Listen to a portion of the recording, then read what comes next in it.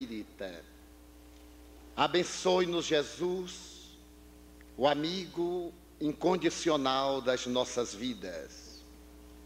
Arthur Questel, em admirável obra contemporânea, afirma que, ao se dedicar ao estudo da paranormalidade humana, defrontou-se com inúmeras dificuldades. Os seus amigos cientistas, na década de 1960-70, consideravam que era um absurdo que um homem de letras, acostumado à investigação cultural e dedicado a interpretar os fenômenos da ciência, viesse a perder tempo estudando a parapsicologia.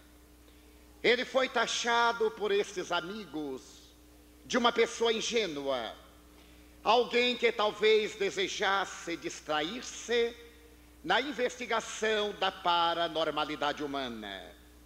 Não obstante a opinião quase generalizada, ele resolveu examinar se em verdade o homem é um ser que se dirige para a decomposição cadavérica e que se aniquila no fenômeno biológico da morte, ou se em realidade o homem é algo mais que sobreviva ao fenômeno da disjunção molecular.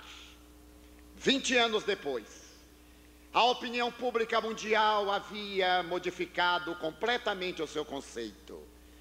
E a maioria daqueles que antes o antagonizaram estavam estudando em profundidade os fenômenos parapsicológicos, porque a física contemporânea, para sobreviver, viu-se obrigada a ligar-se à metafísica, estabelecendo pontes de profundidade para explicar as partículas no campo da vida subatômica. Chegava ele à conclusão de que o homem é um ser portador de 6 sentidos. Aqueles 5 sentidos objetivos habituais não bastam para explicar todo o universo da paranormalidade, que aturde as inteligências mais privilegiadas e que, de certo modo, abre janelas na direção do infinito. Bastaria a opinião de Arthur Questel para darmos ideia da dimensão da paranormalidade humana. Não obstante, 70 anos antes dele, o eminente pai da fisiologia humana, o professor e prêmio Nobel Charles Richer, afirmava com tranquilidade tudo aquilo que para uma época é inverossímil, em outra época é perfeitamente verossímil. O professor Richer, depois de se tornar o grande pai da fisiologia humana e abrir horizontes imensos para a interpretação do homem, dedicou 40 anos da sua existência à análise da metapsíquica, dos fenômenos paranormais, da realidade da sobrevivência da alma, terminando em memorável discurso de 25 de julho de 1926 na Universidade de Paris, declarando ipsis verbis: a posteridade se encarregará de dizer aquilo que ainda não posso concluir. Tenho a afirmar que as minhas experiências eminentemente científicas baseiam-se na linguagem fria e austera dos fatos.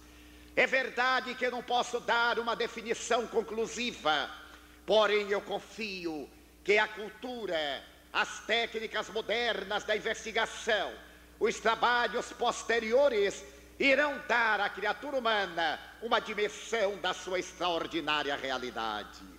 Tinha razão o eminente professor Charles Richer, porque as ciências que vieram após a metapsíquica, a parapsicologia, a psicotrônica, a psicobiofísica, a paranormologia, deram dimensões à ciência médica, que através da Organização Mundial de Saúde, sediada em Genebra, viu-se constrangida a apelar para o mundo, a fim de aceitar as chamadas medicinas alternativas e consultar os pajés, feiticeiros e sensitivos de todo o mundo, porque eles tinham uma grande contribuição a dar da área da terapêutica. Nos últimos 30 anos, a partir de 1955, na cidade de Praga, o admirável psiquiatra Stanislav Grof realizava experiências com psicopatas. Ele se dedicava a observar as reações dos esquizofrênicos. E depois de aplicar a terapêutica tradicional, o Dr. Stan Grof resolveu aplicar o ácido lisérgico número 25 nos seus pacientes.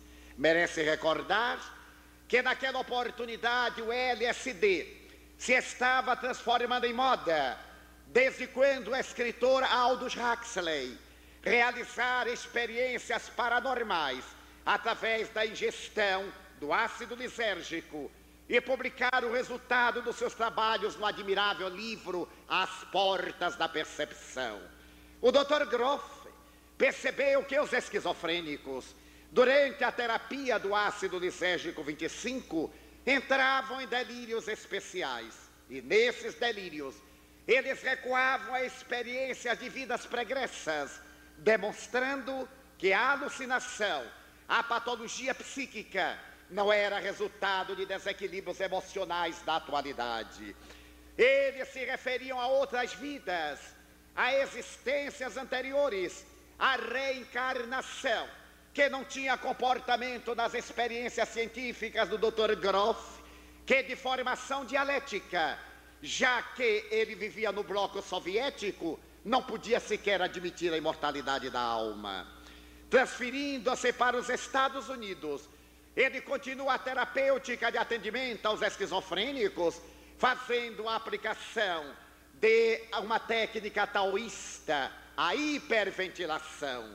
E os seus pacientes retornam mais uma vez a reencarnações passadas e demonstram que a vida não começa no berço, que a vida não termina no túmulo. A vida é todo um contexto em que o ser espiritual adentra-se no corpo através da concepção, abandona o corpo através da desencarnação, não obstante sempre na vida. Publicou ele uma obra admirável, Além do Cérebro, para demonstrar que o cérebro não é o autor do pensamento e que a consciência não é a geradora das nossas emoções intelectuais. Na mesma época, quando o eminente psicólogo Pedro Ouspensky, o discípulo extraordinário de um homem que abandonou a Rússia para trazer uma técnica psicológica nova, afirmava que estamos num contexto de psicologia em que todas as nossas experiências são do futuro. A psicologia, segundo Ouspensky, não se deve dedicar a estudar o homem do seu passado, mas a examinar as possibilidades do seu vir a ser. E esse mesmo Ouspensky propõe a técnica das reencarnações para explicar a realidade do homem contemporâneo. Apesar da moderna psicologia se dedicar profundamente aos fenômenos da reencarnação, quando falamos de reencarnação, há inevitavelmente uma certa reação intelecto-cultural daqueles que nos ouvem. O Dr. Banerjee, que se dedicou na Índia a estudar 1016 crianças que se recordavam de que viveram antes, que esteve nos Estados Unidos trabalhando com o Dr. Ian Stevenson para demonstrar a legitimidade da reencarnação, ao escrever as suas obras probantes da existência da vida antes da vida, faz uma análise muito curiosa. Ele diz que as pessoas, quando ouvem falar de reencarnação, invariavelmente assumem uma das 4 seguintes posturas. A primeira postura é uma postura de negação. E a pessoa diz com simplicidade: eu não creio na reencarnação. E ao dizer isso, acredita que a reencarnação não existe porque ele não crê. A segunda postura é religiosa. As pessoas afirmam: eu não creio na reencarnação porque a minha religião nega o fenômeno da reencarnação. Já que ela nega ou proíbe a reencarnação, a reencarnação não existe. E é uma atitude igualmente ingênua, porque as religiões negavam a esferocidade da Terra, negavam o sistema heliocêntrico, negavam a microbiologia, e ninguém ainda irá conceber que as religiões estavam certas diante da evidência dos fatos. A terceira postura é uma postura de natureza conformista. A pessoa diz: eu creio na reencarnação, eu aceito a reencarnação. No entanto, quando se lhe acontece um fenômeno de surpresa, uma tragédia, um infortúnio, um desastre, a pessoa grita: por que isto aconteceu comigo? Por que Deus está fazendo assim comigo? O que prova que não acredita na reencarnação. Mas há uma quarta posição, é a posição intelectual, aquela postura profundamente racional, em que a pessoa diz: eu não creio, nem tampouco deixo de crer. Eu não tenho dados, eu nunca estudei a reencarnação, então eu não afirmo nem nego a reencarnação. Eu resolvo examinar o que é a reencarnação para concluir depois. E o Dr. Banerjee diz que esta quarta posição é a posição lógica, racional, intelectual, a posição de uma pessoa que pensa. Em nossa viagem pela reencarnação nesta noite, iremos examinar as quatro posturas. A primeira delas é uma atitude profundamente ingênua, de pessoas que não têm o hábito de meditar. Essas pessoas acreditam que aquilo que negam, deixam de existir. E dizem: não, eu não creio na reencarnação, para mim isso é uma bobagem. A reencarnação é absurdo, não está vendo que ninguém volta, coisa nenhuma. E ao dizer assim, num tom doutoral, magister dixit, acredita que a reencarnação não existe. Essas pessoas não merecem consideração intelectual porque não pensam. A segunda postura é dos religiosos, católicos, protestantes, aos quais nós respeitamos muito, já que estamos fazendo a análise de uma tese. E essas pessoas dizem: não, a minha religião proíbe a reencarnação, a minha religião nega a reencarnação, e por isso a reencarnação não existe. É também uma postura anticultural, porque a nossa religião nos dá diretrizes de salvação, mas o trabalho de pesquisa é nosso. Nós somos mais as pessoas que andam pela cabeça do teólogo. Ele pensa por nós e diz o que é que nós devemos fazer. Na era da cibernética, da biônia, da astrofísica, ninguém se deixa mais arrastar por opiniões esdrúxulas, mas deseja o fato.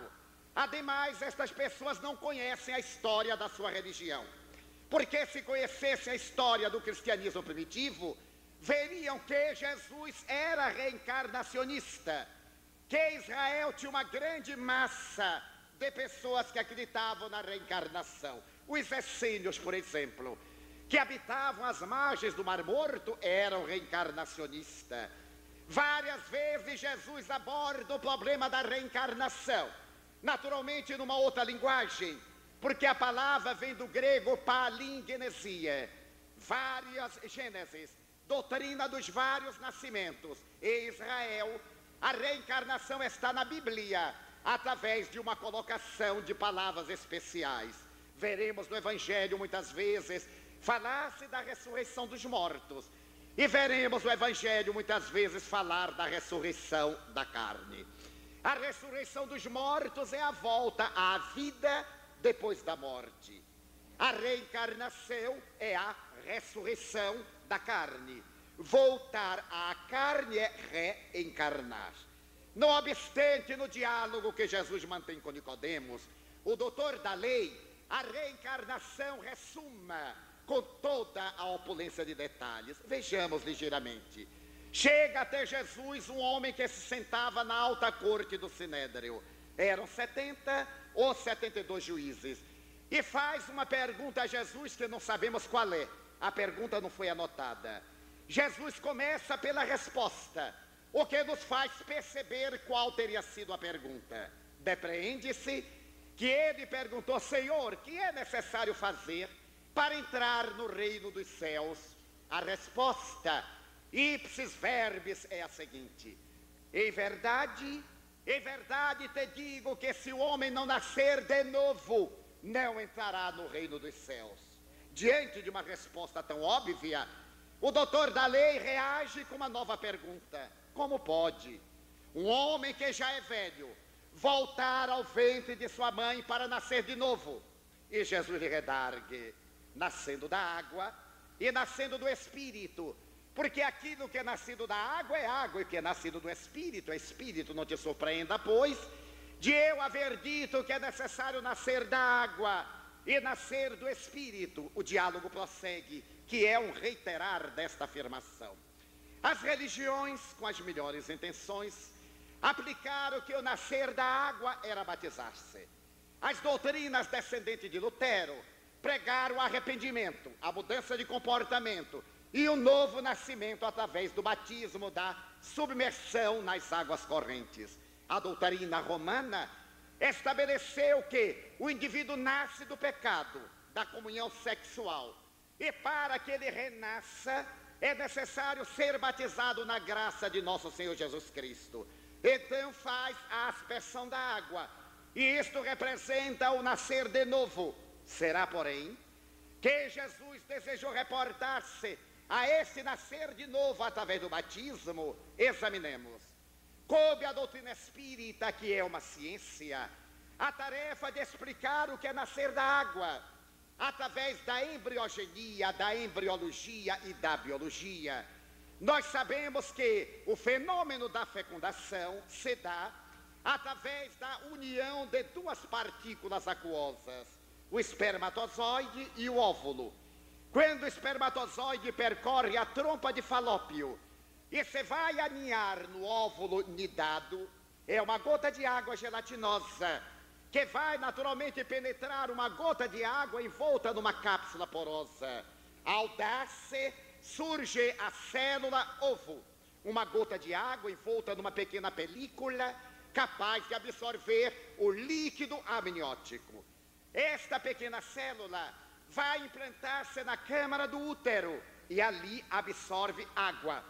À medida que esta célula se vai multiplicando pelo fenômeno da mitose ou cissiparidade, ela vai condensando os elementos até chegar a um organismo adulto, cerca de 60 trilhões de células, com 68% de água. Nascer de água é tomar um corpo novo, é reencarnar-se, assim é o movimento da fecundação animal. Então Jesus foi explícito, perfeitamente claro, ao demonstrar que nascer de novo é reencarnar. No entanto, as pessoas que não estão acostumadas ao manuseio do Evangelho poderão dizer: é uma interpretação do Senhor, com que estou de pleno acordo. Vejamos adiante uma interpretação mais clara. Jesus estava com os discípulos e volta-se para eles e pergunta: quem dizem os homens que eu sou? E eles respondem textualmente. Uns dizem que tu és Elias, ou que tu és João Batista, ou que tu és Jeremias, ou que tu és algum dos profetas que voltou. Todos estes eram mortos. Para que ele fosse qualquer um destes, obviamente, ele estaria reencarnado. Deus-se tendo por esclarecido, Jesus pergunta diretamente a Simão Pedro: e tu, quem dizes que eu sou? Simão recua e lhe redargue: eu digo que tu és o Messias divino, aquele que nós esperávamos. E Jesus dá-lhe uma resposta extraordinária: Simão, não foi a carne nem o sangue que te revelaram, foi o Pai que está nos céus quem tu revelou. Isto é, não foi um raciocínio intelectual, foi uma intuição, foi um fenômeno mediúnico. Simão Pedro era médium, era um grande sensitivo que captava as vibrações superiores, como também as vibrações inferiores. Aí está evidenciado que Jesus não reencarnou, ele encarnou. Embora todos pensassem que ele era a reencarnação de Elias, ou de Jeremias, ou de João, que havia morrido fazia pouco, ou de algum qualquer dos profetas.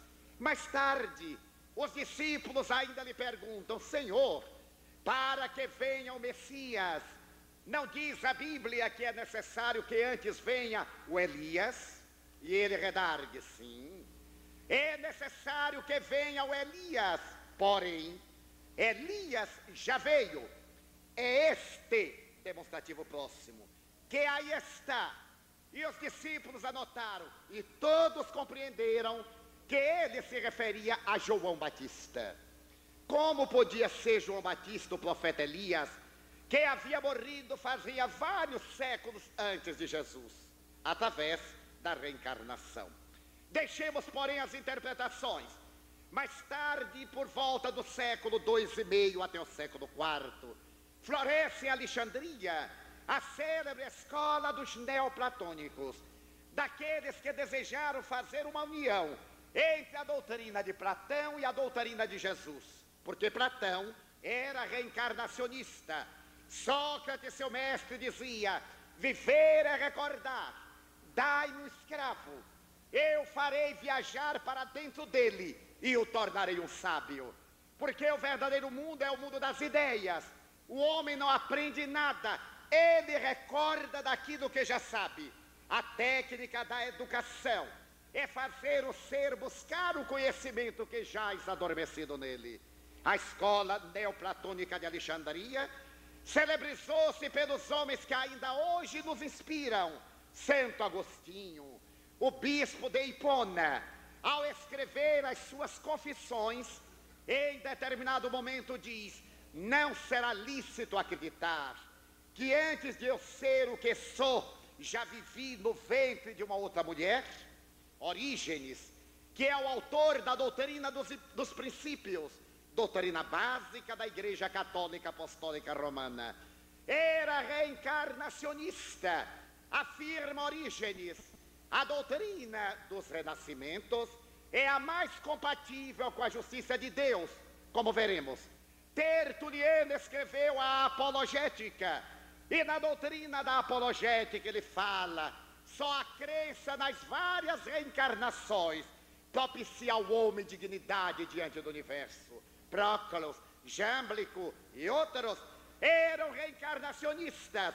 A reencarnação fazia parte do ensino dos iniciados do cristianismo até o ano de 557 e 558, quando foi instalado o segundo concílio de Constantinopla.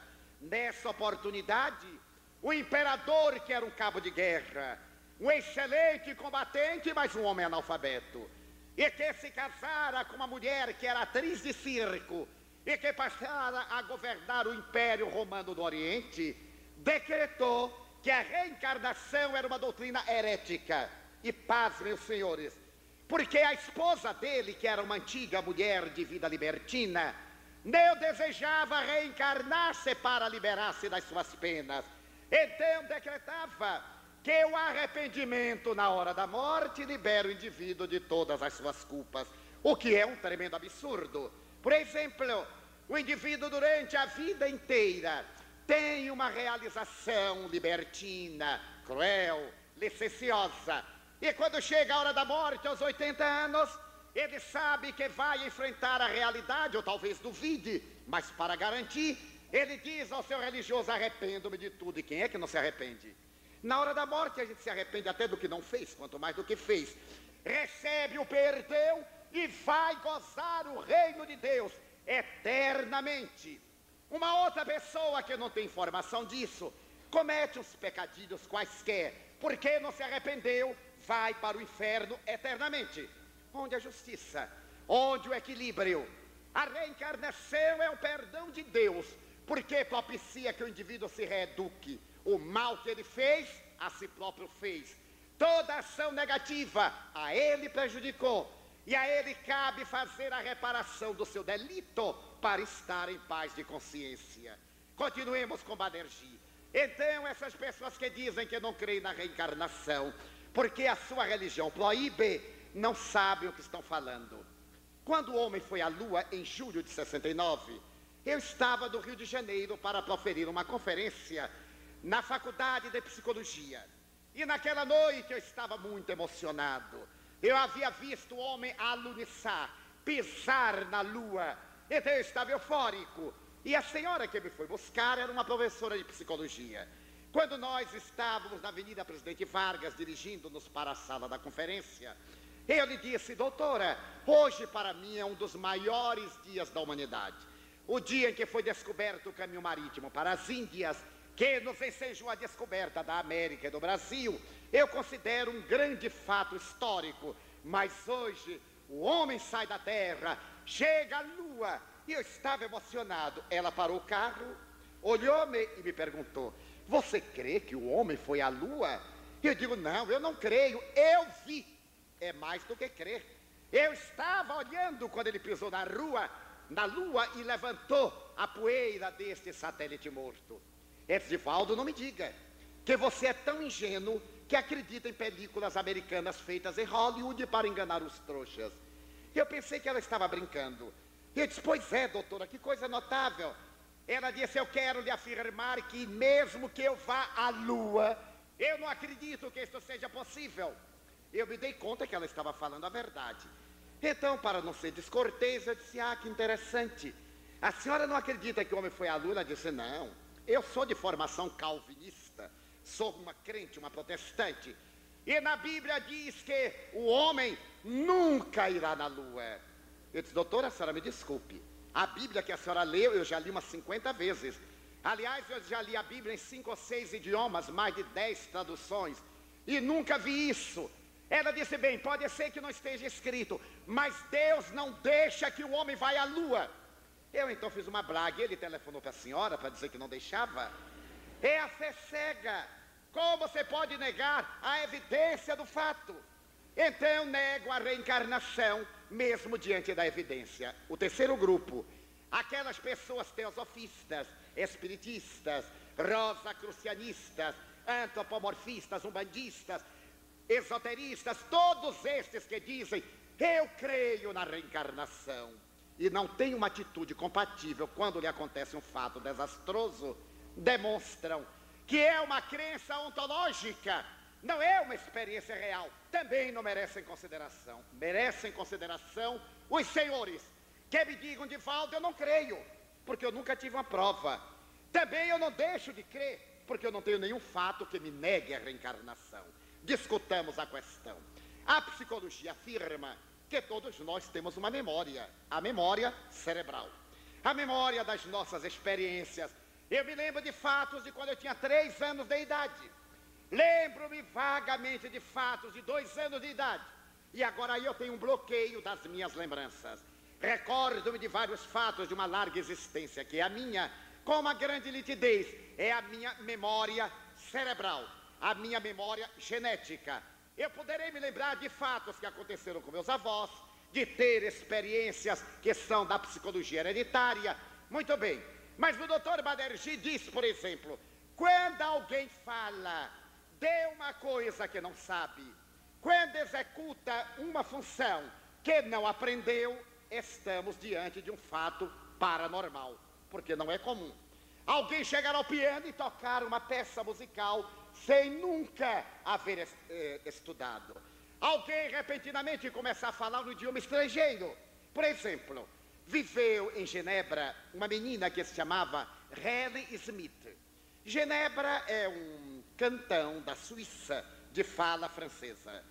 Esta menina, quando completou 2 anos de idade, estava brincando, fez uma traquinagem qualquer e a mãe lhe aplicou uma palmada. A menina ficou nervosa e disse: mamãe, não me bata mais.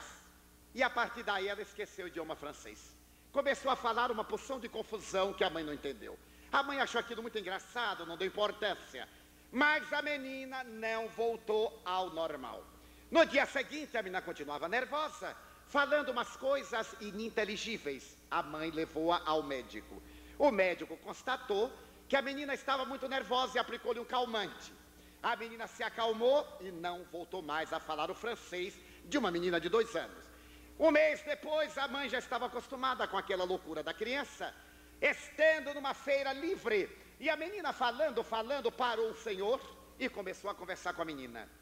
A mãe, então, assustada, disse: o senhor está compreendendo o que minha filha fala? O senhor também está falando a mesma bobagem com ela? O homem disse: minha senhora, não me venha com isso, eu não estou falando bobagem. A sua menina está falando chinês, e eu estou falando chinês com ela. A mãe disse: como é que o senhor sabe que ela está falando chinês? Ele disse: veja, está na cara, né? Eu sou chinês. Então eu estou admirado, porque ela está falando chinês muito antigo. E o que é que ela está falando para o Senhor? Ela está dizendo que estava brincando, fez uma peraltice, a senhora lhe deu uma palmada. E ela quer lhe falar, mas não se recorda mais de como falar com a senhora. A mãe verificou que a menina havia dado uma resposta certa para o cavalheiro. Pois diga, minha filha, disse-lhe, que ela acabe com esta brincadeira. A partir dali, a menina voltou a falar francês e continuou falando chinês.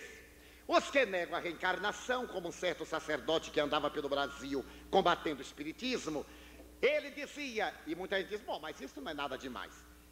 A mãe dela, quando estava grávida, certamente morava ao lado de uma lavanderia chinesa. E como os chineses falam e pensam em chinês, por telepatia, mandaram o idioma que ela assimilou, transmitiu à filha, e quando a menina nasceu, falava chinês. Como se vê, é uma interpretação muito ingênua, porque o chinês tem cerca de 25 mil ideogramas só para o alfabeto que fala, fora os ideogramas para o alfabeto que escreve. E Helena Schmidt falava e escrevia o chinês. Porém, o mais notável é que a menina, quando completou 8 anos, falava 12 línguas.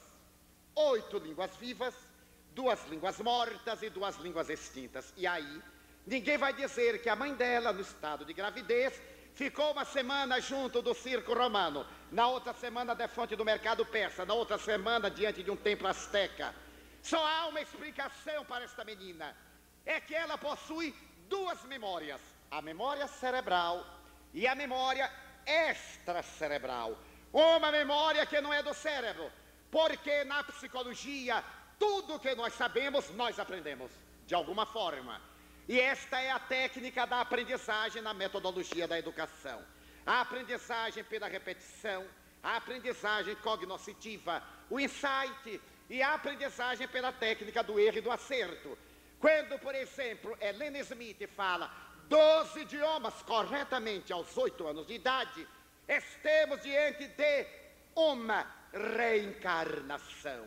Porque ela dizia que se lembrava de todos aqueles países cujos idiomas ela falava. Então a reencarnação é a única explicação para as crianças gênios precoces. O mundo está hoje caracterizado por gênios precoces. Por exemplo, viveu em França um menino chamado Urém. Com 4 anos de idade, Urém concebeu, desenhou e construiu um aparelho um telescópio e deu a seu pai para que ele examinasse as estrelas através de um poema em latim com 1000 versos. Ericsson, com 12 anos de idade, foi abrir o canal da Suécia, comandando 2000 engenheiros, e ele era analfabeto. Lope de Vega foi considerado fênix do teatro espanhol, pela multiplicidade de conhecimento que ele tinha. Jean Bratier tinha tanto conhecimento que morreu de desgaste cerebral com 12 anos. Tal a capacidade que ele tinha do conhecimento. Viveu também na França um menino chamado Jean Fleury, que era psicopata. Com 4 anos de idade, ele foi internado no sanatório de Armentières. E ali o menino era um fenômeno. Ele era capaz de interpretar qualquer raiz quadrada de 4 algarismos em 4 segundos. E ele era incapaz de operar qualquer raiz cúbica de 6 algarismos em 6 segundos. Analfabeto e psicopata. Que memória é esta de uma pessoa que jamais estudou qualquer coisa? Viveu na Inglaterra no ano de 1900 a 1908. Um menino chamado Sarah Colborne. Sarah Colborne era um menino muito peculiar, analfabeto. E ele era filho de analfabetos. Era descendente de analfabeto, porque na Inglaterra, até o ano de 1904, era proibido aos camponeses aprenderem a ler e a escrever. E como ele era filho de camponeses, seus pais, avós, bisavós, trisavós eram todos analfabetos. Não havia uma hereditariedade de natureza cultural, pois este menino era um notável matemático. Ele era capaz de responder a qualquer problema de matemática sem ter que operar. Considerando que era uma suspeita, Professores de matemática da Universidade de Londres levaram-no para fazer uma experiência. E diante de 10 mestres de matemática superior, o menino de 8 anos foi bombardeado. Toda pergunta que fazia, ele respondia sem operar, fazia de memória o cálculo. Até que um velho professor de aritmética, 2h30 depois, disse: menino, isto é possível, eu não sei como, mas é possível. Quero lhe perguntar se você sabe as operações fundamentais de aritmética. O menino disse: professor, eu não sei esse negócio de palavras, eu sei calcular. Você sabe potenciação? Não, senhor. O professor achou que estava vitorioso. Ele disse: potenciação é o cálculo aritmético através do qual um algarismo significativo com o expoente à sua direita deve multiplicar-se tantas vezes por si mesmo quanto o seu expoente. Por exemplo, a terceira potência de 3 igual a 27, porque 3 vezes 3 vezes 3 igual a 27. Entendeu? Não, senhor. Pergunte o que o senhor quiser, professor. O professor foi ao quadro de giz, colocou o número 8 e a 16ª potência. E lhe disse: dê-me a 16ª potência do número 8. Isto é, 8 vezes 8 vezes 8 vezes 8, 16 vezes. O menino olhou, mas era analfabeto, e disse: a 16ª potência do número 8 é igual a 271 trilhões, 474 bilhões, 976 milhões, 710 mil, 656 unidades. Então os professores começaram a multiplicar. 8 vezes 8, não tinha maquininha japonesa, 8 vezes 8, 64 vezes 8 vezes 8. Foram multiplicando, daí a 20 minutos terminaram. A 16ª potência do número 8 é igual a 271 trilhões, 474 bilhões, 976 milhões, 710 mil, 656 unidades. E se os senhores pensam que eu estou chutando, podem multiplicar. Eu sei o número de memória, está certo. Então perguntaram ao menino: como é que você sabe? Ele disse: bem, eu não sabia que sabia até agora que eu descobri que sei. É uma memória extracerebral, uma memória de outra reencarnação. Inutilmente alguém dirá: telepatia. Como? Quem é que já multiplicou o número 8 16 vezes e guardou na cabeça? Para quê? Uma hiperestesia indireta do pensamento. Como? Nenhum matemático, até as tábuas de logaritmos, se dera ao trabalho de fazer uma operação simples e complexa desta. Mas Cicera Colborne é um fenômeno perturbador. Nasceu na cidade de Seul um menino que se chamou Kim Wong-yang. Ele nasceu no dia 20 de maio de 1962. Kim Wong-yang entraria no livro de recordes da Inglaterra como o maior gênio da humanidade em todos os tempos. Imaginem, os senhores, que quando ele completou 2 meses, estava nos braços da mãe, e de repente olhou para ela e disse: mamãe, eu agora me lembro que sei falar. A mãe teve um choque e disse: meu Deus, eu tenho a impressão que esse menino falou. E ele disse: falei, mamãe. Ela então desmaiou, como era natural. Quando foi a noite que o marido chegou, ela disse para o marido: você não irá acreditar, mas hoje nosso filho conversou comigo. O marido, como todo homem que acredita em tudo que a mulher fala, olhou para ela, sorriu e disse: é claro que eu creio, eu creio. Amanhã eu vou levar você ao psiquiatra para uma revisão, porque não é possível que você queira me impingir que meu filho de 2 meses conversou com você. Saiu dali, foi até a alcova, vaidoso de ter o primeiro filho varão, e lá estava o menino de 2 meses, movendo-se. O pai dobrou-se no berço e disse: Kim, a mamãe não anda bem. Imagine, meu filho, que ela acaba de me dizer que você conversou com ela. E isso é um absurdo, não é, Kim? É não, papai, conversei mesmo. Foi a hora do pai desmaiar, que ele também não era de ferro. Bom, a família se acostumou e o menino continuou conversando. Quando ele completou 4 meses, ele disse: mamãe, agora eu me lembrei de uma coisa. Eu me lembrei que eu sei escrever. Ela disse: negativo, você não sabe escrever. Sei, mamãe.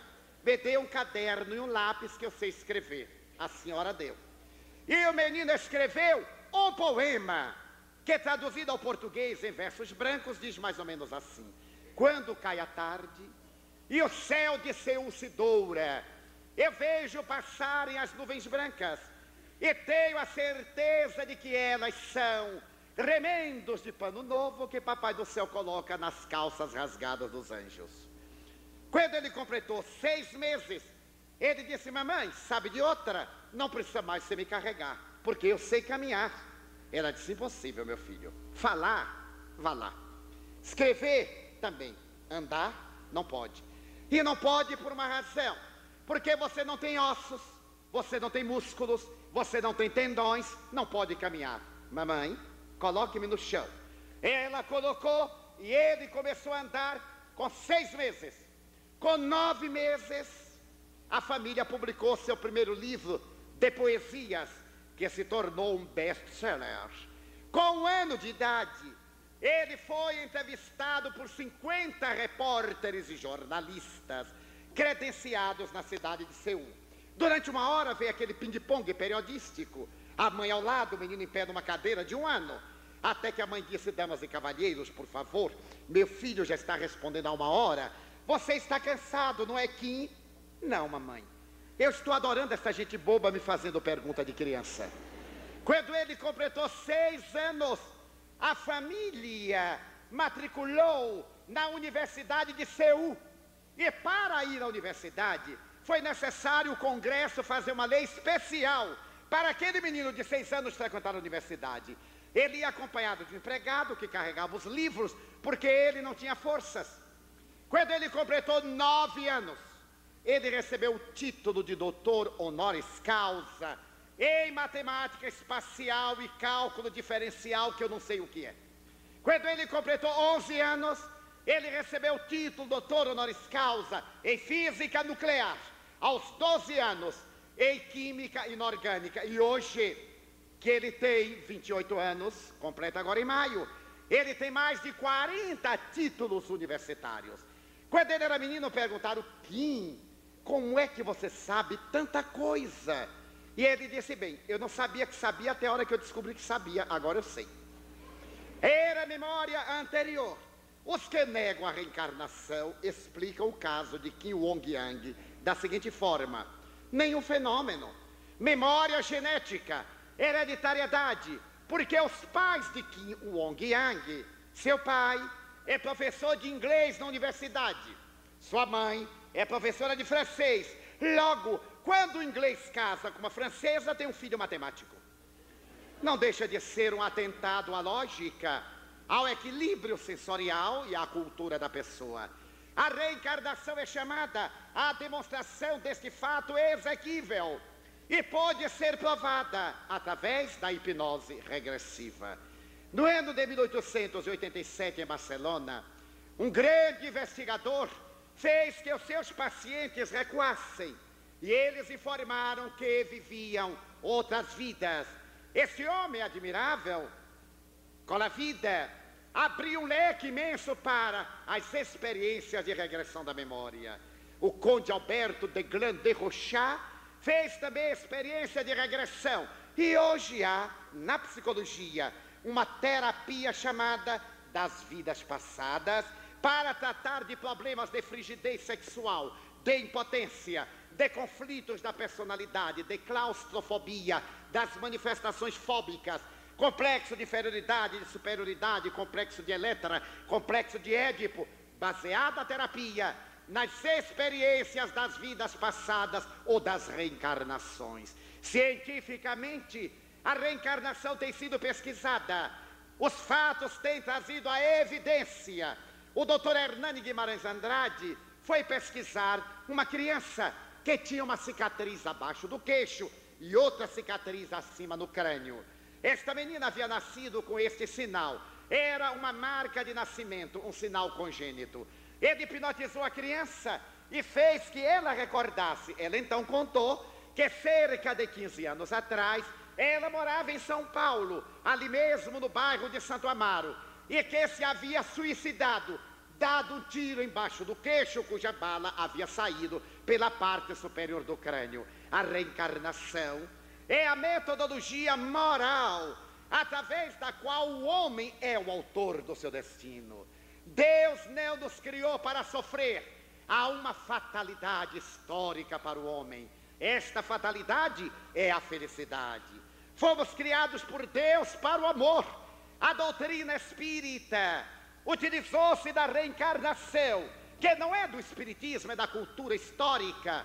O Bhagavad Gita, o Vedanta, os Upanishads, o livro dos mortos dos egípcios, o livro tibetano dos mortos, o Zendavesta, todas as obras sagradas das antigas religiões são reencarnacionistas.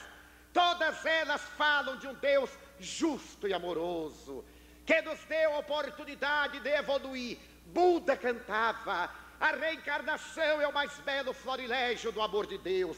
Krishna dizia que a reencarnação é a prova do amor, que nunca condena e sempre dá oportunidade de reparação. Hermes Trismegisto, Pitágoras, Lao Tse, Confúcio, Victor Hugo, Honoré de Balzac e toda uma pleiade de intelectuais através da história, na área dos místicos, dos santos, dos religiosos e daqueles de formação literária, são unânimes, com exceções, em afirmar a realidade da reencarnação, para nos dar a dimensão do que Jesus dizia: Deus é amor. Que o digam aqueles que passaram pelas grandes provações, que o digam aqueles que aguardavam um filho na imensa ternura e nasceu um fenômeno teratológico vitimado pela talidomida, que o digam aqueles que tiveram um filho acarinhado e a morte arrebatou em uma tragédia inominável. Me dizia chorando uma senhora: que consolo eu poderei ter?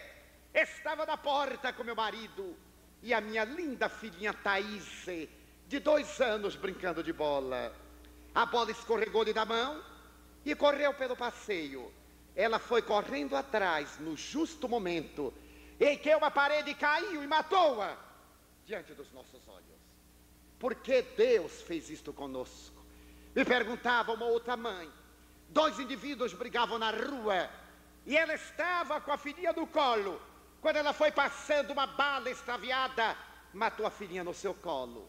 O marido me dizia: seu Divaldo, minha esposa era bailarina. Ela foi receber um dinheiro no banco. Estava na fila com nossa filhinha de 7 meses. Veja o senhor se não é de enlouquecer. Entram assaltantes, 5 bandidos. E enquanto eles estão assaltando o banco, minha filhinha começou a chorar. Então minha esposa acarinhou-a. Quanto mais acarinhava, mais a menina chorava. Um dos bandidos chega e diz: mande este animal calar, senão eu mato. A minha esposa ficou apavorada. Quanto mais ela queria calar a criança de 7 meses, captando aquele ambiente horrível, chorava. Ele então deu um tiro na criança a meio metro, matou a minha filha e a minha esposa. É diante dessas tragédias e de outras maiores, outras do cotidiano, ou a tragédia da morte de um filho querido, sem motivo aparente, que nós perguntamos: por quê? Por que Deus fez isto comigo e com outros que são maus, impiedosos, desonestos, depravados, só fazem progredir? Tudo sai bem, tudo dá certo. A reencarnação vem explicar: primeiro, não é Deus. Deus é amor e estabelece leis de harmonia que nós desrespeitamos através dos nossos atos. Todos que somos normais sabemos o que é certo e o que é errado, o que devemos e o que não devemos fazer. Mas na hora da luxúria, da ganância, do vício, nós dizemos: faço nem que eu me desgrace, mas eu faço. Faz e se desgraça. É a opção. A sementeira é espontânea, a colheita é inevitável. Semeou, colhe. Quem semeia cardos, colhe espinhos. Quem semeia uvas, vai viver da vidima. É a lei natural.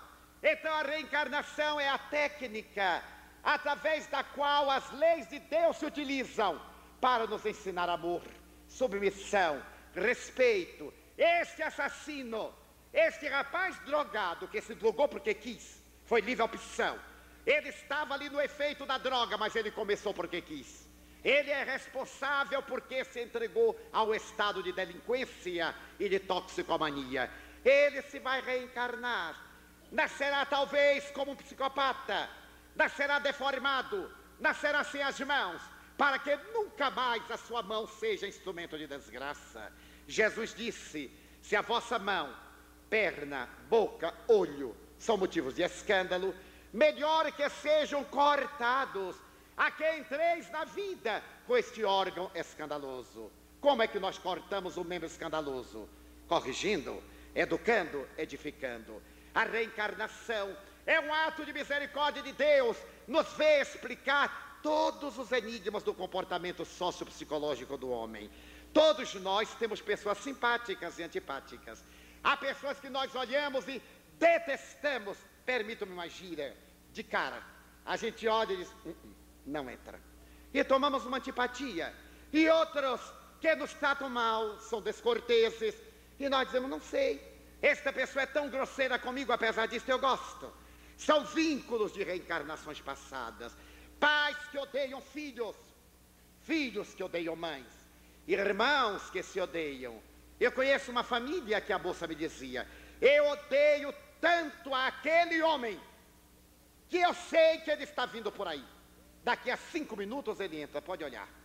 Daí a 5 minutos chegou o homem, era o pai dela. Eles se odiavam, mas se odiavam de uma forma ilógica. Ele me dizia, eu sou um excelente pai. E ela me dizia, eu não posso sentir a lembrança dele, que eu tenho vontade de esfaqueá-lo. Eu não quero matá-lo de revólver não, porque a dor é pequena, eu quero é de faca, vagarosamente. E um dia esse senhor, já de idade, me disse, minha filha é louca. Ela ama todo mundo, mas me odeia. E começou a chorar. Então eu olhei para ele demoradamente e vi uma cena de encarnação passada. Ele havia sido um amante dela que a assassinara. Em um triângulo amoroso, ele a matara, porque ela não quisera totalmente entregar-se-lhe. Reencarnava a filha, a mulher como sua filha, para que o amor santificasse aquela união. Mas ela sempre via nele o antigo amante assassino. Quantas vezes nós temos a impressão negativa de uma coisa que ninguém, entre parênteses, tira da nossa cabeça. E nós dizemos, mas não é assim, fulano. É assim que eu vejo. Lembranças de outras encarnações. E ternura. Eu tenho um parente na minha família que é o homem mais sovina que eu já conheci. E olha que eu já conheci muita gente sovina. Mas este ganha o concurso de mão de estátua. Ele não abre absolutamente a mão. Ele casou-se com uma senhora com quem viveu 20 anos. Ela trabalhava para sustentá-lo. Ainda tem mulher que faz isso, infelizmente, coitadas. Tudo que ele ganhava, ele guardava. Foi antes de Zélia, porque agora não sei se vale guardar. Mas vamos guardar. Então ele guardava. Quando ele estava rico, abandonou-a e vinculou-se a outra que não fazia nada e ele tinha que gastar com ela. Mas aí ele gastava o mínimo. Ele tinha um conflito, não havia sido pai. Tinha uma problemática de fecundação e não lograva ser pai, o que o atormentava. Certo dia, foi morar ao lado da sua casa um casal com uma criança de 2 anos. E ele, passando uma hora qualquer, a criança de 2 anos, disse, oi, titio. Ele se encantou. Ele odiava crianças.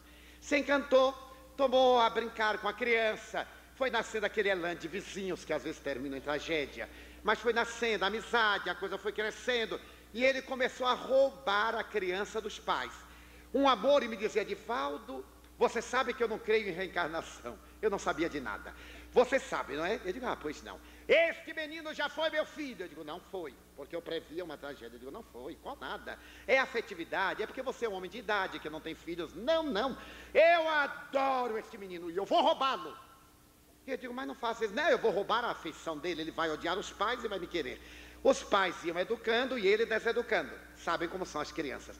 Ele dava presente quando os pais castigavam, como era natural. O menino foi tomando uma ojeriza dos pais e um afeto tremendo a ele. Os pais, para evitarem um problema, transferiram de cidade, saíram de Feira de Santana e vieram morar em Salvador, a 108 quilômetros. Ele vinha semanalmente, alugou uma casa de frente da casa que morava a família, para poder ver o menino passar, porque os pais proibiram e se estabeleceu uma inimizade. Ele então foi a cartório e doou todos os bens àquela criança. Ele, sendo da minha família e amigo meu, foi visitar a nossa instituição. Nós temos 3.000 crianças. Temos meninos de rua, meninos socialmente órfãos, menores carentes, meninos órfãos em 20 lares que nós mantemos na nossa comunidade. Então tem criança de toda cor, de todo tipo, de toda idade. Ele chegava lá e quando não viam, tio, ele, afasta esse menino de você, sabe que eu não gosto de criança. E eu ficava magoado, de coisa peculiar. Daquele ele gosta, e notei que eu estava com ciúme. Ele gosta daquele. Agora dos meus negrinhos ele não gostam. Não sei porque que os alemães não passaram pela Bahia, porque só dá negrinhos, uma gracinha. Mas os negrinhos têm uns lindíssimos. E ele dizia, Divaldo, você sabe que eu tenho certo preconceito de cor. Eu digo, eu também não sabia. E eu então dizia para os branquinhos, vai beijar titio. Os branquinhos iam, coitadinhos, amarelinhos. Ele também não gostava de menino amarelo. A verdade é que ele não gostava de criança.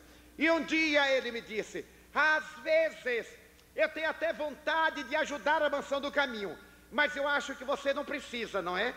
Eu digo, não preciso.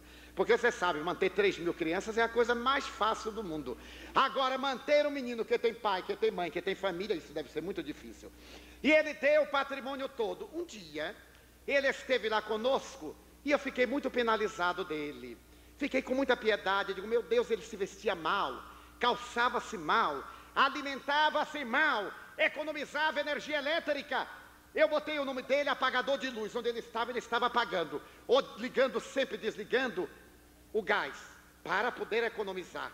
E dando tudo para o menino, uma sólida fortuna, meus amigos. Eu então, nessa noite, com muita pena dele, durante a sessão mediúnica, eu perguntei aos espíritos, como eu posso entender o caso do senhor fulano de tal? E os espíritos me contaram uma coisa muito curiosa. Me disseram que na Argélia, por volta do ano de 1890, ele vivia, e ali na Argélia ele era um homem de parcos recursos, e havia roubado, através de um gesto muito hábil, a uma família, e levado à penúria total, um cavalheiro que era seu amigo, que nunca soube qual foi a trampa legal, entre aspas, que ele fez, para lhe tomar toda a fortuna. Agora, o ladrão reencarnou para reunir o dinheiro todo e devolver ao dono. O menino era o roubado da encarnação passada. Os senhores notem a ponte. Quantas vezes uma pessoa rica deixa tudo para um estranho e a família vai para o tribunal combater. Veja, aquele miserável deixou tudo para um estranho e nos deixou da miséria. É o ladrão que está devolvendo a vítima. A reencarnação tem as conotações de explicar os nossos dramas, mas os senhores me poderão inquirir. E aqueles que estamos sofrendo, estamos pagando? Não, ninguém paga coisa nenhuma, porque pagar pressupõe punir. A pessoa está sendo punida a pagar, está se reeducando. O aluno que durante o ano não faz a aprendizagem, chegando ao fim do ano vai reprovado. Não é castigo, é bênção. Castigo será se o promovermos, porque ele vai dar um péssimo profissional liberal, vai dar um cidadão incapaz. Que prêmio nós daremos ao bom aluno se dermos a mesma medida ao mau aluno? Reprovamos, é um ato de justiça, e ele irá repetir a experiência para aprender e se preparar para enfrentar a vida. Então a doutrina espírita, que prova a imortalidade da alma através da comunicabilidade dos espíritos, dá-nos a reencarnação, para que nós meditemos e verifiquemos a excelência dos ensinos de Jesus quando fala sobre o amor. O amor é a alma da vida. Se alguém nos odeia, não há razão para odiarmos também o outro. O problema é dele.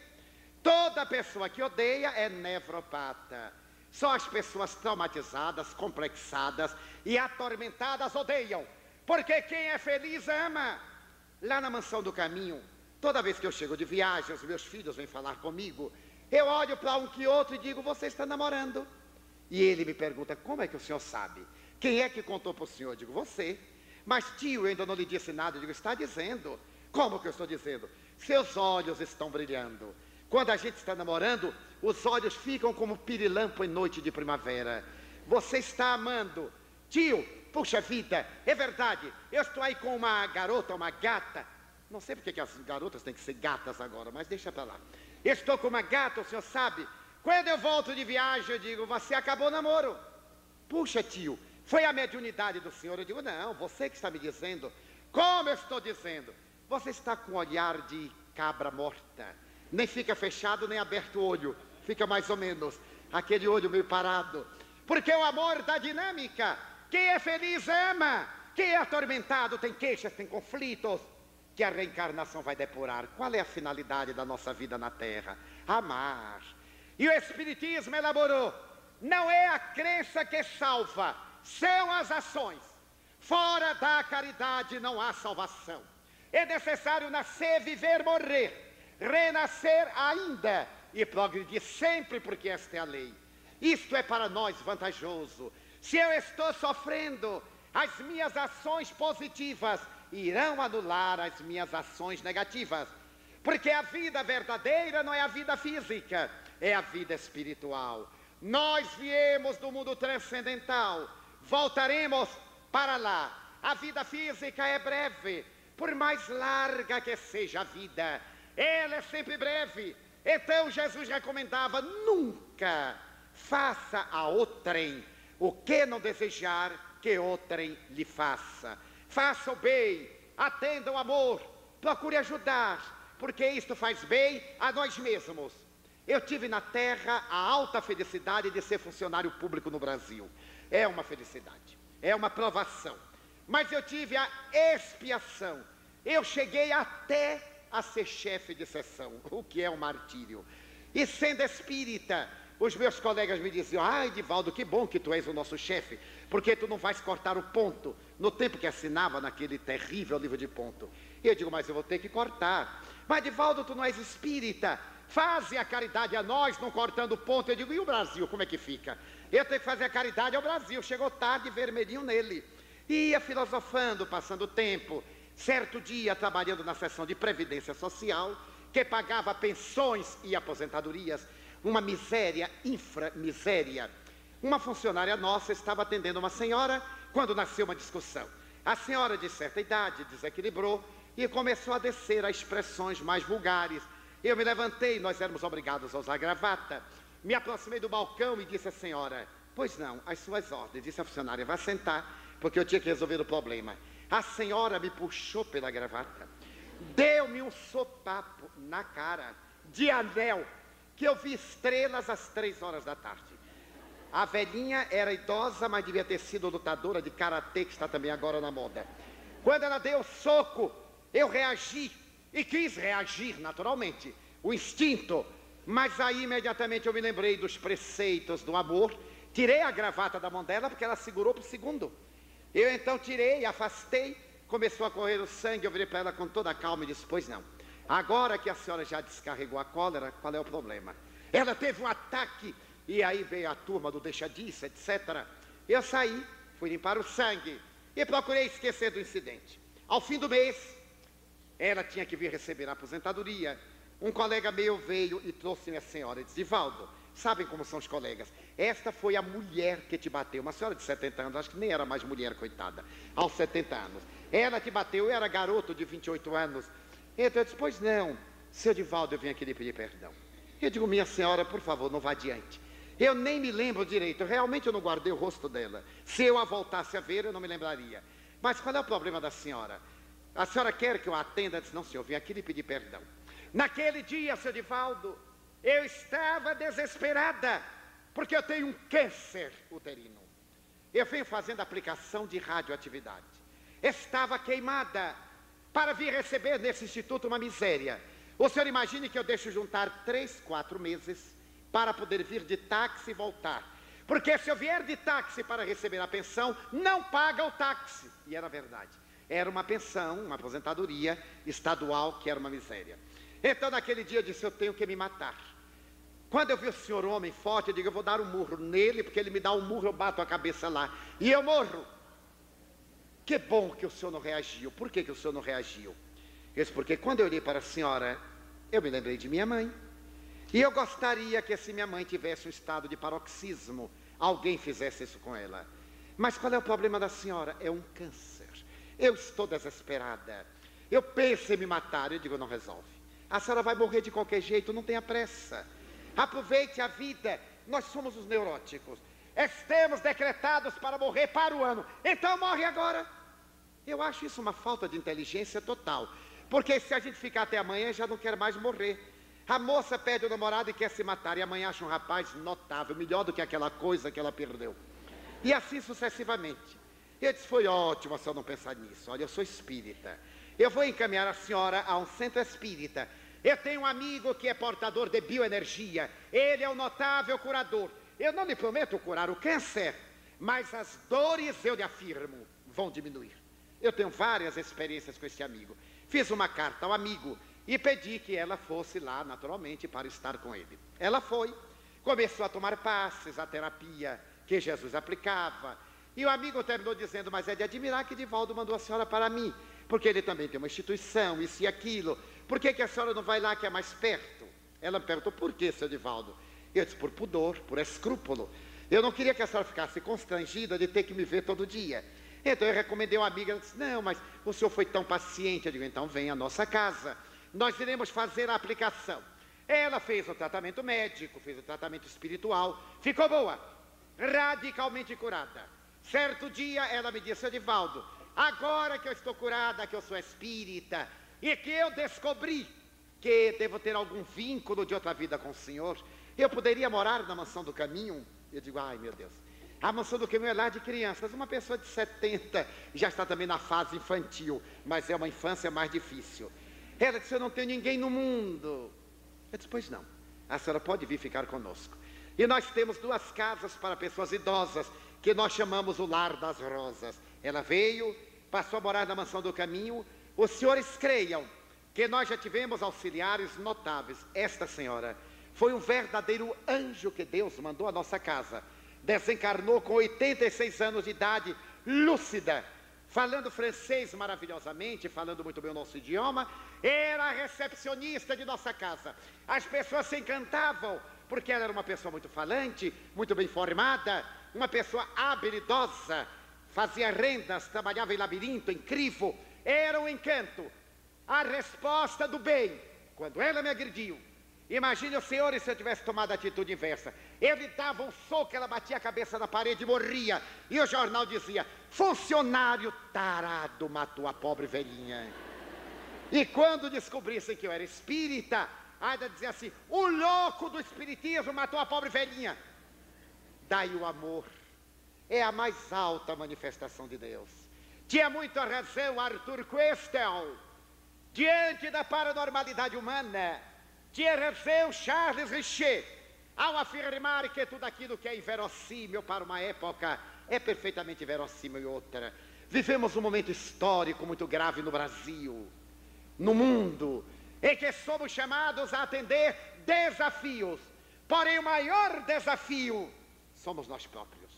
A maioria de nós conhece todo mundo, mas não se conhece a si mesmo.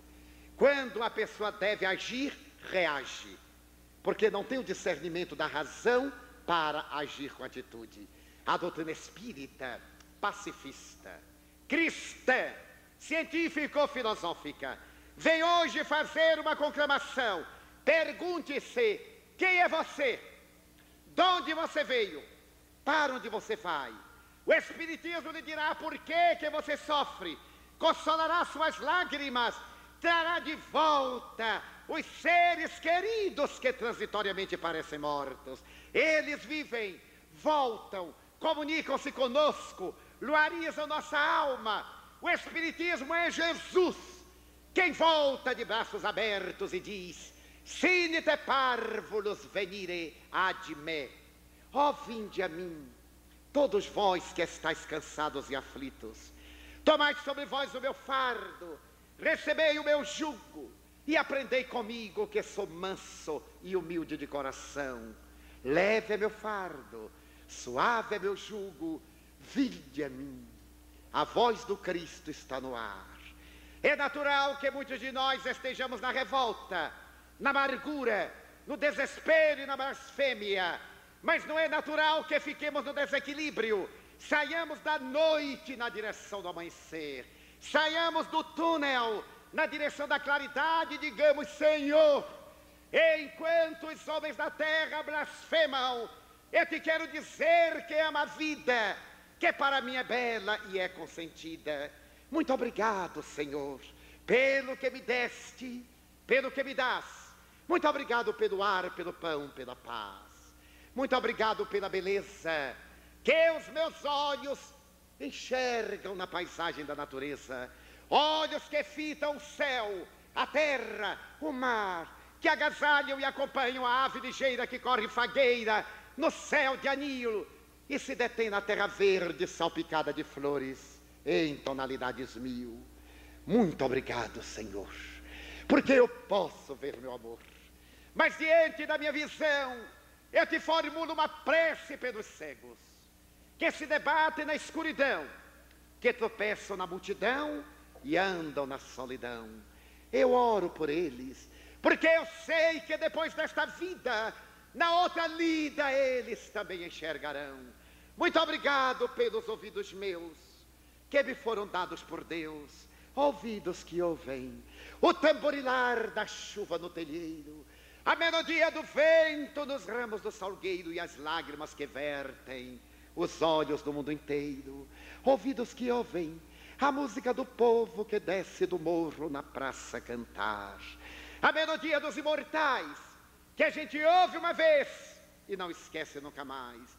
Ouvidos que ouvem a voz melodiosa, canora melancólica do boiadeiro e a dor, a lágrima, o sofrimento do mundo inteiro.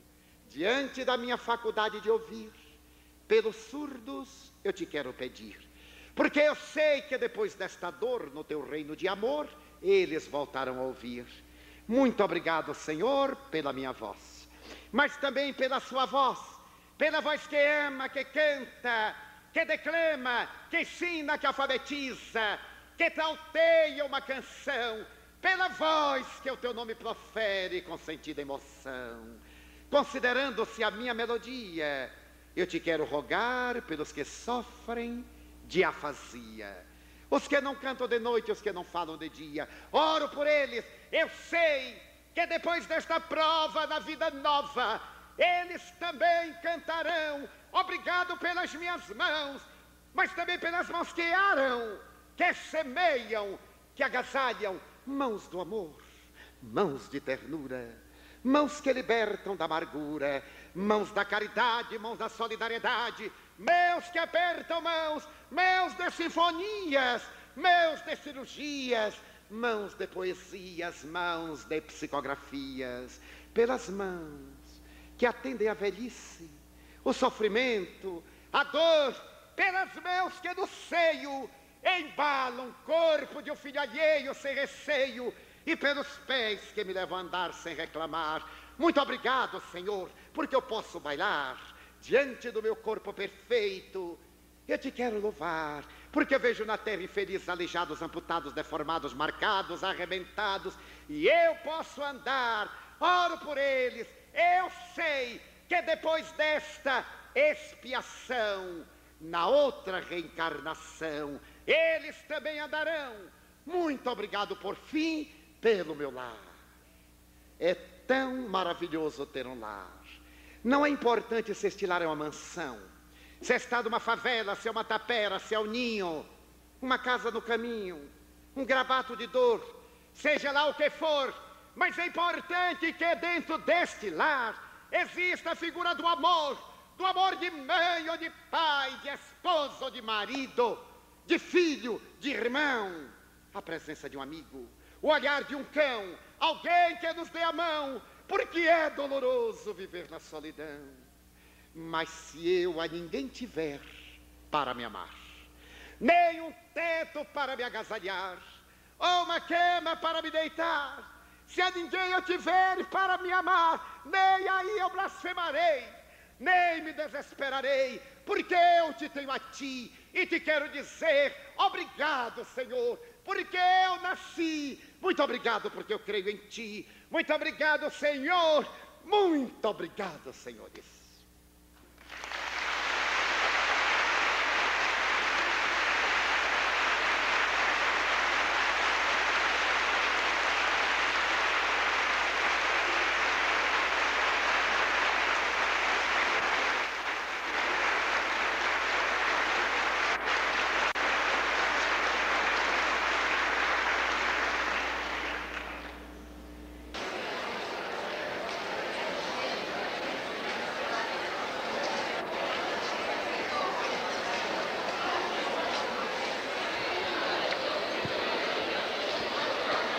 Gostaríamos de convidar o Dr. Ney. Depois desse relax, melhor seria que a gente ficasse mesmo ali naquele nirvana. Mas acho que o Hermógenes vai mostrar também muito disso.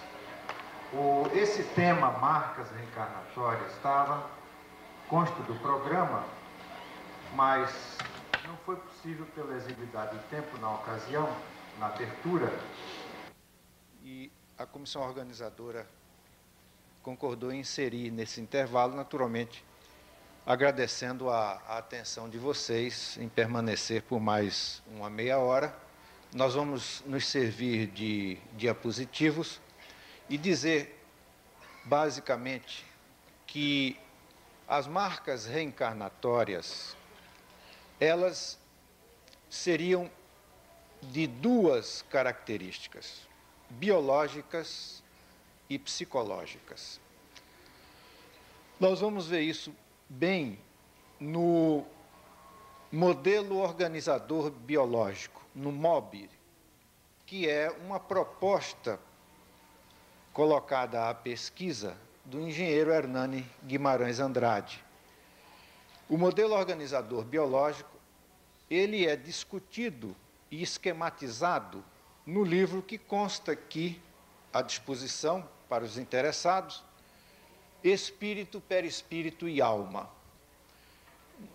Em alguns anos de convivência com o engenheiro Andrade, em São Paulo, ainda não absorvendo totalmente aquilo que é a concepção dele, baseado naturalmente em muitos livros, principalmente em resultados obtidos por vários experimentadores, ele concebeu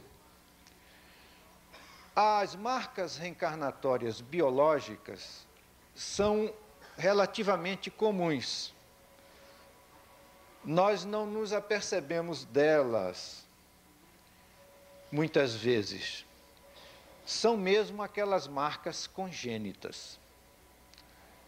E vamos mostrar, inclusive, algumas delas num elenco de diapositivos em que Ian Stevenson, quando nos anos 70 esteve em São Paulo, apresentou 15 casos. Nós tiramos talvez uns 4 ou 5 do seu acervo de pesquisa, em que principalmente crianças, mas também adultos, mantinham lembranças de experiências de existências passadas que eram ou que estão testemunhadas nas chamadas birthmarks, marcas de nascimento.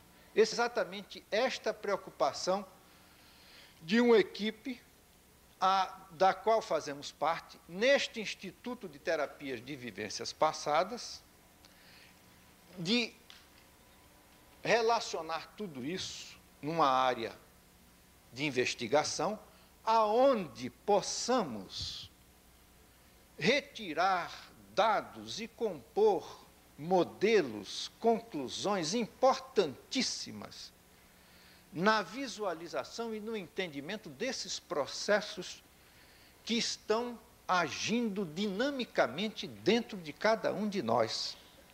Ora, essa terapia não é por acaso que veio praticamente nas últimas 2 décadas, aonde a par e passo a pesquisa da reencarnação assume uma postura metodológica científica, com um apoio extraordinário, fundamentando esse trabalho. Mas vemos, ou pelo menos vislumbramos, de forma muito clara, que este campo de trabalhos terapêuticos ensejam dados importantíssimos para que a própria humanidade, na análise de tudo isto, possa ir entendendo o processo. E uma vez compreendido o processo, fica muito mais fácil a gente se inserir no contexto, se autoconhecer, conhecendo melhor a níveis profundos aquilo que é a natureza humana, ainda quase desconhecida. Então, nós vamos mostrar inicialmente, a título de fundamentação, alguns casos. Não vamos nos preocupar nos nomes, mas esses casos, esses diapositivos, são do acervo de pesquisa do Dr. Stevenson, que cedeu uma cópia ao engenheiro Guimarães Andrade, do Instituto Brasileiro de Pesquisas Psicobiofísicas. Eu pediria, então, ao Sebastião para acionar o nosso projetor. Vou pedir desculpas ao nosso filmador aqui com esta lâmpada. À nossa esquerda, Ian Stevenson, em 70, quando esteve em São Paulo, na própria residência do engenheiro Andrade, aqui à nossa direita, o jeitão mineiro dele, né? Sempre prestando atenção. Mineiro não fala, mineiro só escuta. E a Maria que não nos deixa mentir, a Maria do Hermógenes. E o nosso estimadíssimo Agenor Pegado, já do outro lado da vida, sempre foi o intérprete do idioma inglês em todas essas ocasiões. Pode passar. O Dr. Stevenson apresentou, naqueles dias, na Associação Paulista de Medicina, patrocinado pela Associação Médico Espírita de São Paulo, esses casos de marcas de nascimento relacionadas a lembranças.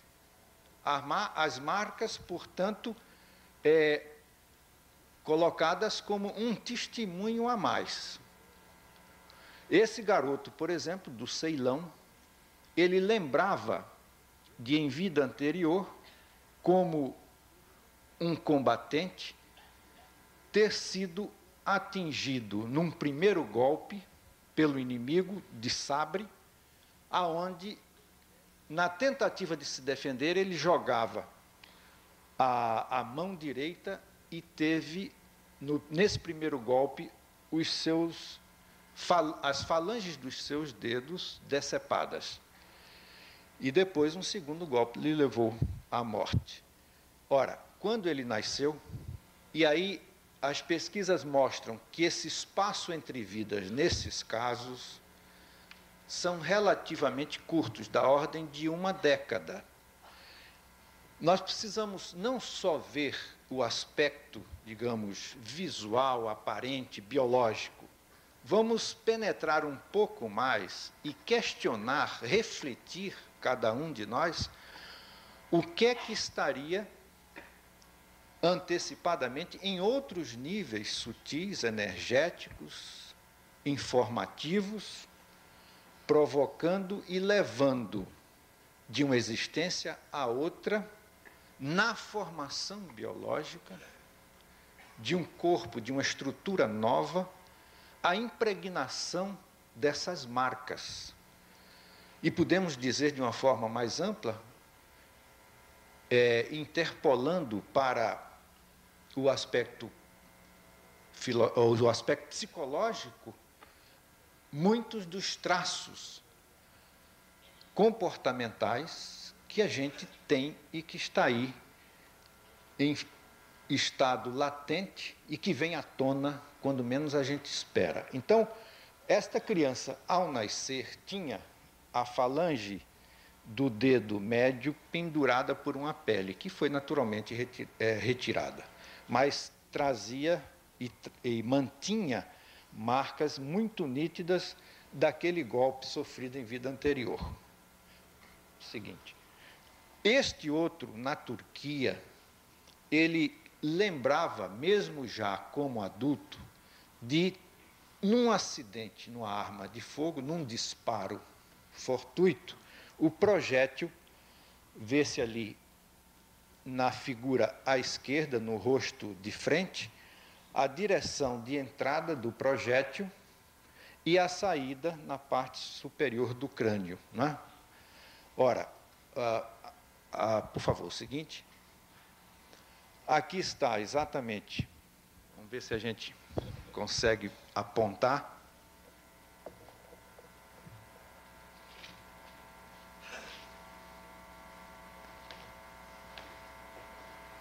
A cicatriz ali abaixo do queixo, né, do maxilar direito, a entrada do projétil. E a figura seguinte, a saída no crânio. Ele trazia isso de nascimento e depois manifestava as lembranças de vida anterior. O seguinte, este garoto, ele lembrava em vida anterior em sendo um camponês, à tarde, depois do final da sua tarefa, ele deitou ali na relva e um caçador que por ali perambulava o confundiu com um coelho ou com um animal. E numa distância aproximadamente de 10 metros, quase que a queima-roupa, ele sofre um tiro que lhe atinge exatamente no pavilhão auditivo direito. Ele nasce com esse defeito congênito. Seguinte. O outro, perfeito. Né? Seguinte. Esse outro, de forma mais interessante, ele lembrava de, em vida anterior, ter assassinado alguém com uma arma de fogo. E ele traz na mão direita um defeito congênito, que a gente vê melhor no slide seguinte, neste aqui. Mais adiante, pode passar. Esse outro traz um sinal abaixo da maminha esquerda, um sinal, uma cicatriz muito nítida, aonde ele também lembrava de ter falecido com um golpe de um instrumento cortante que lhe atingira exatamente aí na direção cardíaca, na direção do coração propriamente. Pode passar. E esse aqui traz essa carnosidade, aonde lembrava ele ter aí sido atingido por um golpe de um objeto pesado, que por esmagamento craniano lhe levara à morte em vida anterior. O seguinte, este caso nós acompanhamos e funcionamos assim como um repórter fotográfico do Dr. Hernani, em São Paulo, um caso que foi investigado junto com o Dr. Stevenson. Esta garota, já aos seus 17 para 18 anos, ainda mantinha marca, dá para ver a coloração um pouco mais avermelhada, aí na altura da nuca. Né? Ela lembrava e tinha todo diante de um caso investigado, onde na Áustria, em Viena, durante os bombardeios da Segunda Guerra Mundial, ali num subterrâneo de proteção aos combates aéreos, ela fora atingida e, na ocasião, na presença do seu irmão, ela fora atingida na fronte e aí no occipital. Quando nasceu, ela trazia também na fronte a marca muito nítida por declarações dos seus familiares, principalmente dos seus pais. E mantinha ainda essas marcas. Pode passar. Mais uma vista desse mesmo caso. Pode passar. Nós começamos a querer compreender esse processo partindo exatamente do encontro dos dois gametos, o masculino, o seguinte, com a célula ovo. Pode passar. A partir daí se dá exatamente o encontro e a ligação de um processo informativo que tem hoje vários nomes, conhecido entre nós como perispírito. A literatura espírita, principalmente há alguns livros do André Luiz, mostra como é que isto acontece. E neste encontro celular, há a partir daí a ação de um verdadeiro campo estruturador da forma que é o perispírito e que ainda precisa ser aprofundado na sua investigação. Temos a certeza de que a humanidade desenvolverá, como vamos mostrar, aparelhos que permitam aprofundar o conhecimento, porque o perispírito será, sem dúvida, o ponto de apoio para a medicina do futuro. Hoje nós tratamos o corpo. O corpo é reflexo e condensação dirigida por este elemento organizador que é o perispírito. Então, tratando o perispírito por antecipação, e nós sabemos, não vai dar tempo da gente abordar tudo, que ele é principalmente sensível ao pensamento. Emmanuel tem uma expressão muito feliz. O pensamento vinca o perispírito, ele faz marcas, ele pode comprometer o seu equilíbrio, a sua estruturação, as suas próprias matrizes. Vamos passar. E exatamente naquilo que no primeiro módulo Divaldo já enunciou. No processo da mitose, na cisparidade, né, o mecanismo biológico, este campo vai agindo e direcionando o fenômeno da diversificação celular.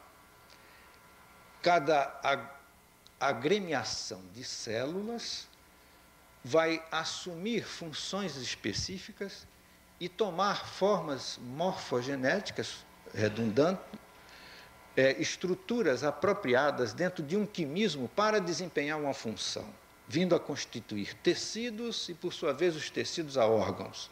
E o conjunto de órgãos, sistemas. E todos esses sistemas, numa harmonização interdependente, nenhum sistema opera isoladamente, há uma interconexão entre todos eles, e isso, entendemos claramente, se deve, como hoje, biólogos admitem a existência do corpo biofotônico, aonde há uma comunicação permanente, instantânea, entre todos os bilhões de células que constituem esse universo, a maravilha, a obra-prima da criação, que é o nosso organismo físico. Vamos passando. E aí está, no embrião, já de forma latente, todas essas estruturas delineadas. Quem é que faz isso? Quem transmite isso a partir do primeiro encontro de duas células?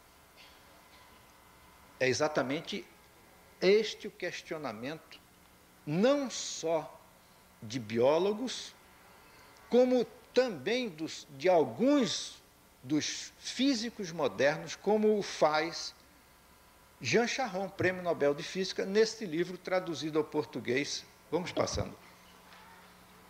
O espírito, este desconhecido. André Luiz relaciona os cromossomas estruturados em grânulos infinitesimais de natureza fisiopsicossomática. Ele está partindo do corpo físico pelo núcleo da célula em que se mantém,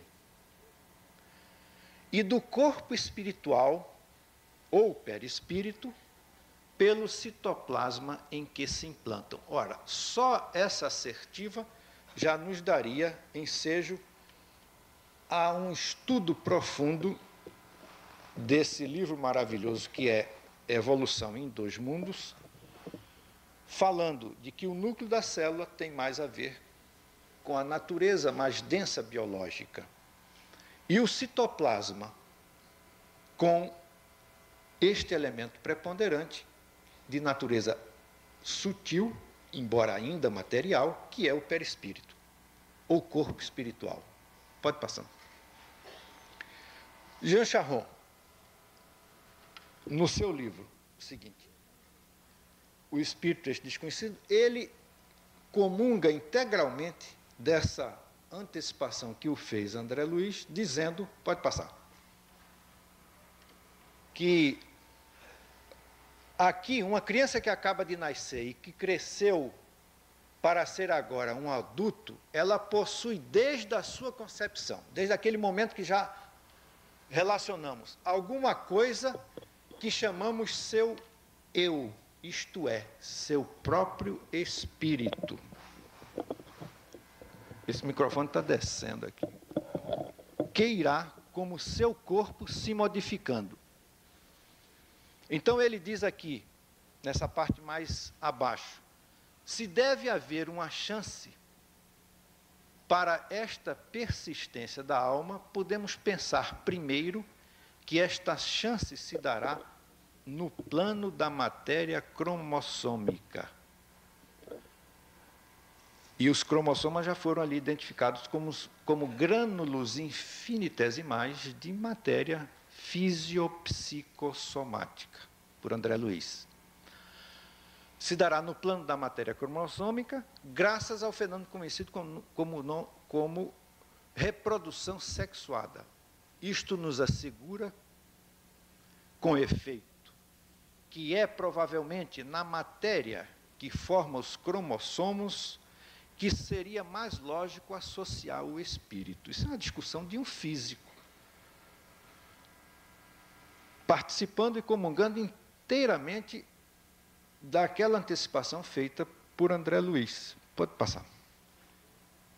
E aí a gente começa a tentar visualizar, a tentar criar modelos. Como é que é esse perispírito? É um corpo luminoso, não é? Alguns autores, como Henrique Rodrigues, dizem é a contraparte do nosso organismo físico, biológico. O nosso Kardec coloca lá, a cada molécula corresponde uma, no perispírito, de natureza sutil. Há, portanto, uma inter-relação molecular. E hoje a gente pode avançar, fundamentados nessa postura de Kardec, e chegar com Charron a dizer que há uma interconexão atômica. Diz, neste mesmo livro já mostrado, Jean Charron, que há um espaço e um tempo nos vazios de alguns átomos, abrigando o espaço e o tempo do espírito. Então, a interconexão, a relação é muito mais íntima do que uma molécula, que é uma aglomeração de átomos. É mesmo a nível atômico. E a gente poderia avançar ainda mais no conceito quântico, dizendo que a interconexão é quântica. São níveis de informação. Ora, isso tudo nos arremessa a uma correlação do fenômeno biológico com aquilo que a física moderna está hoje abrindo ao esclarecimento a nível popular. Vamos passar.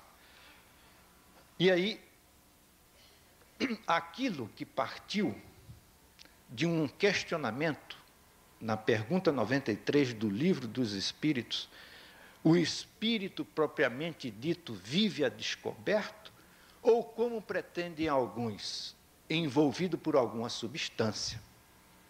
E a resposta é muito clara, conhecida de muitos de nós. O espírito é envolvido por uma substância que é vaporosa para ti, mas ainda bastante grosseira para nós, na dimensão deles. Suficientemente vaporosa, entretanto, para que ele possa elevar-se na atmosfera e transportar-se para onde quiser. E aí é o nosso codificador que dá o nome a este elemento semimaterial. Como a semente de um fruto é envolvida pelo perisperma, aquela película, né? O espírito propriamente dito é revestido de um envoltório, que por comparação se pode chamar perispírito. Então, vemos e colocamos essa conceituação fundamentada já num conhecimento biológico.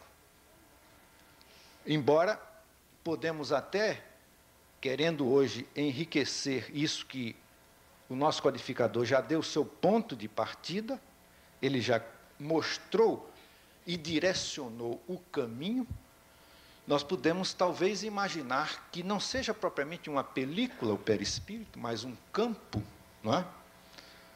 Kardec, na sua época, ainda não existia a noção de campo. Certamente ele poderia ver na sua época, mas assim o fez. E perispírito é uma designação, é uma conceituação que tem hoje várias outras que lhe dão apoio e lhe complementam. O Espiritismo caminha com a ciência. Kardec colocou isso muito nítido. Aonde a ciência mostrar que ele está em desacordo, ele absorverá o conhecimento, a evolução da ciência e caminhará para e passo a ela. E é exatamente isso que a gente está vendo. Esse conceito de perispírito tem uma importância transcendental nas relações do mundo imaterial com o mundo material. Tem relações importantíssimas na manifestação de todas as etiologias que dizem respeito às nossas enfermidades. O perispírito está ali, interatuante em qualquer processo biológico. Vamos passando. E aí, também, acrescentando a contribuição de André Luiz, onde ele fala que, do mesmo modo, o corpo espiritual antes de ser reflexo do corpo físico, é o corpo físico que o reflete. O corpo físico é, portanto, decorrente do corpo espiritual, ou perispírito. Do mesmo jeito, e ele diz aqui, antecipando e falando naquilo que é o corpo mental.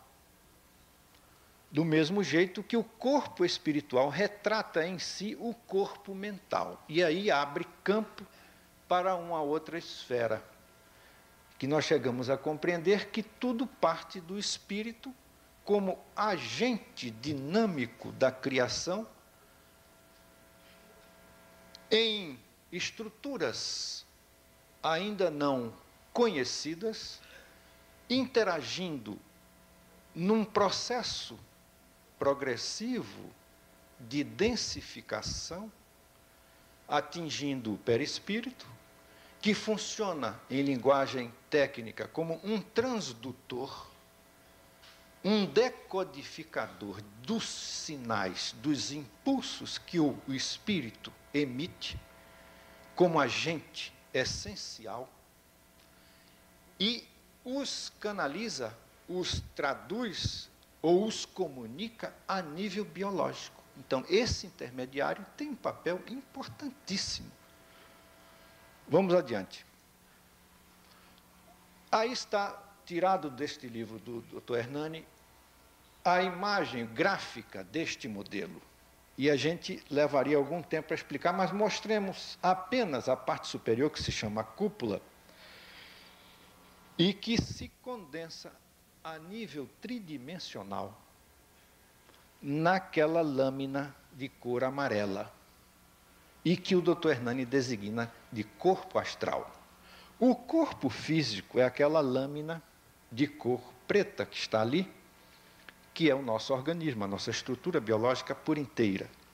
E o corpo vital é, por sua vez, a nível tridimensório, a polarização do que ele chama o modelo organizador biológico. Na concepção do Dr. Hernani, este seria o modelo do espírito, aonde a parte superior, a cúpula, ela tem mais a ver com as nossas funções mentais, psicológicas, todo o acervo psicológico, intelectual. Ele designa o espírito como sendo um arquétipo quadridimensional ou tetradimensional, de 4 dimensões, com um contínuo histórico, e ele mostra nitidamente que nós somos causa e efeito de nós mesmos e trazemos todos os potenciais que nos arremessaram desde a nossa origem, na expressão mais simples de pigmentos de inteligência, de princípios de inteligência, alguns autores designam de mônada celeste, e que impulsionou este caminho infinito à nossa evolução. E aqui a gente tem, neste modelo organizador biológico, que seria este conteúdo ou este domínio informacional mais relacionado à nossa evolução biológica. Ora, toda evolução biológica se transfere para a cúpula que diz respeito à nossa experiência e ao nosso acervo psicológico, do mesmo jeito que este acervo psicológico interatua a nível biológico. Então, esses 2 domínios que estão aqui representados por 2 cúpulas, não é? 2 pirâmides, portanto, sutis, energéticas, informacionais, há uma interação entre esses 2 campos. Isto, naturalmente, foi desenhado, foi esquematizado para a nossa compreensão. E esses 2 domínios estão aí interatuando desde o início da nossa fecundação, no primeiro momento do encontro dos 2 gametos, ali exatamente no tempo T0, onde se inicia a nossa nova experiência de vida. E aí, a zona embriofetal histórica, que esse modelo ilustra sobejamente como esses processos se realizam. Vamos mostrar mais adiante.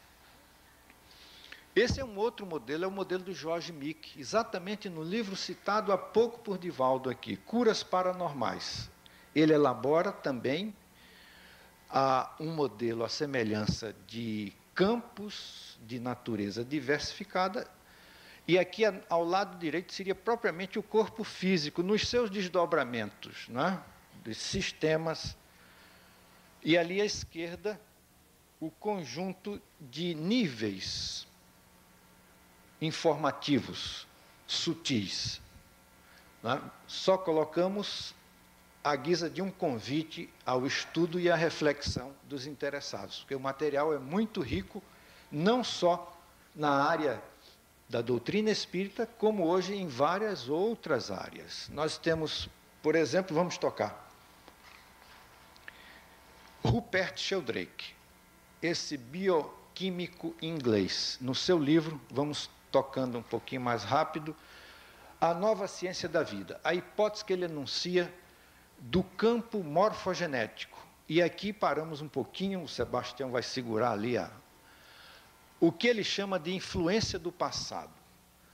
Ele ilustra exatamente, partindo daquela esfera, como sendo uma experiência no espaço e no tempo biológica, de determinado ser vivo, de qualquer espécie, e essa influência da experiência biológica, ela vai se transferindo no tempo, de forma cumulativa, a outras espécies ou a outros momentos de vida biológica.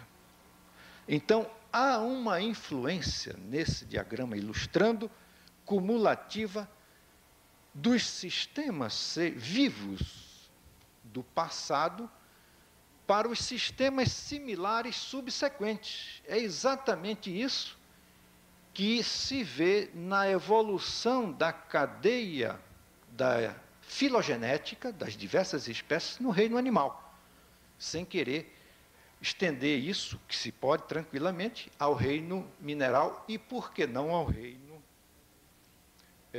vegetal e, por que não, ao reino mineral. Então, isso daquele livro é uma proposta, um estudo do inglês, mostrando exatamente na biologia o processo reencarnatório. Pode passar. E aí diz ele exatamente isso, que a influência mórfica dos sistemas passados podem tornar-se presentes a um sistema subsequentemente similar. Então é preciso que exista, de um sistema para outro, uma sintonia, uma ressonância, e é esse mesmo o nome do fenômeno biológico, ressonância mórfica, passando do que ele está ali, entre aspas, do além, beyond, do além espaço-tempo, e reentrando nos padrões similares de vibrações, e aparecendo, não é, melhor, invertendo a ordem da tradução, e aparecendo nos padrões similares de vibração, de frequência, de sintonização. Então é aquilo, a evolução não dá saltos, mesmo a nível biológico. Há uma cadeia perfeita, um ciclo evolutivo muito bem desenhado na natureza. Pode passar. E aí, mais uma vez, os campos morfogenéticos estão interatuando e presidindo como o perispírito. É uma nomenclatura que se assemelha inteiramente, perispírito, campos morfogenéticos. Há outras nomenclaturas como... Pode passar. E aí um testemunho da evolução filogenética.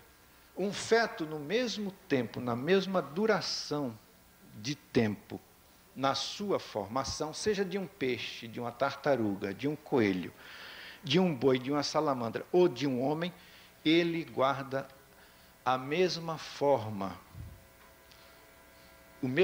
a mesma estrutura da forma, como que recapitulando aquele momento na evolução filogenética. Está tudo registrado. E aí, aquele nosso parente mais próximo, em algum instante, por ressonância mórfica, o perispírito, como conta Emmanuel em A Caminho da Luz, recebe um toque por influência mental dos arquitetos celestes, retirando daquele modelo que evoluiu até certa fase no reino animal, recebendo os influxos estruturadores, para agora, reencarnando mesmo como berço no próprio animal, já ensejaria uma nova caminhada, evoluindo até no aprimoramento desta forma, não é? E aí a gente vai ver que nós viemos ainda na nossa origem dos símios. Essa história é muito bonita e vai à frente. Mas nós gostaríamos de trazer à consideração não apenas esse aspecto biológico, mas, sobretudo, os aspectos psicológicos. O feto traz em si toda uma sua história. Ele tem registrado exatamente nesse modelo organizador, na chamada cúpula do modelo do Dr. Hernani, nos seus campos morfogenéticos, ele já traz impressões e manifesta este potencial quando, na experiência, e já nos encaminhando, a expressão corporal, que muitas vezes se manifesta até naquele tempo de vida fetal, em terapia regressiva, ali o indivíduo revive as emoções da vida fetal. E ele traz num processo de emersão, de vir à tona, conversas, impulsos, comentários, apreensões da mãe, principalmente, naquele silolóquio em que o feto tudo registra. Nos lembramos, numa conversa, certo dia, com Chico Xavier, ele enunciou, num grupinho em sua volta, que a criança recebe uma contribuição energética profunda dos pais, desde a sua concepção até um período que vai mais ou menos aos 2 anos, de forma mais direta, aonde até o caráter dos pais assume esse envolvimento energético, ajudando ou prejudicando o desenvolvimento daquele novo processo de vida. Pode passar. Nas regressões, essas expressões corporais, essas marcas, muitas delas psicológicas, Netherton conta muitos casos de suicídio por enforcamento, aonde ali, ao revivenciar a cena do ato último, cometido inclusive com um objeto, uma corda, a marca se acentua como um avermelhão, desenhando nitidamente no pescoço aquele instante, trazendo, sem dúvida, desses conteúdos sutis, perispirituais, na revivência da emoção, a marca do trauma, a marca reencarnatória, momentânea, porque depois que sai daquela cena, isso desaparece, vendo-se perfeitamente o processo de impregnação, de interconexão com esses níveis sutis desse conteúdo informacional que é o nosso perispírito a nível biológico. Pode passar. E achamos que, na tentativa de fazer em meia hora, era esse o assunto que nos era dado, nos era reservado transmitir. Muito obrigado.